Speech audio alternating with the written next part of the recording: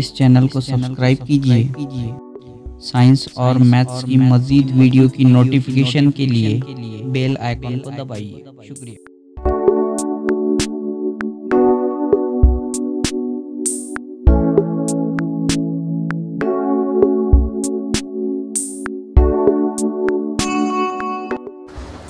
अस्सलामुअलैकुम। देखिए, इस मॉडल का नाम है रगड़ की कुव्वत। इसे इंग्लिश में फोर्स ऑफ फ्रिक्शन कहते हैं।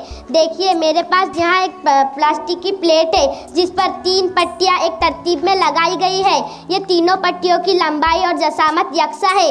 देखिए, ये जो पहली वाली पट्टी है वो चिकनी है, जो दूसरी वाली पट्टी है वो मुलायम है और जो तीसरी वाली पट्टी है वो थोड़ी खुरदुरी है।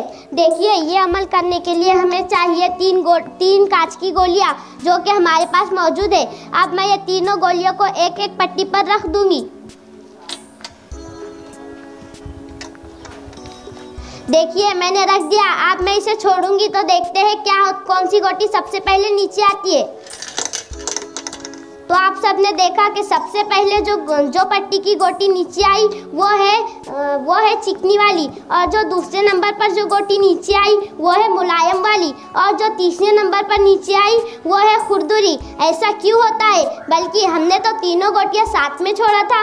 दरअसल रगड़ की कुव्वत हरकत के मुखालिफ सिमत में काम करती है। यहाँ पर रगड़ की कुव्वत कम है, इसलिए ये पट्टी की गोटी सबसे पहले नीचे जाती है।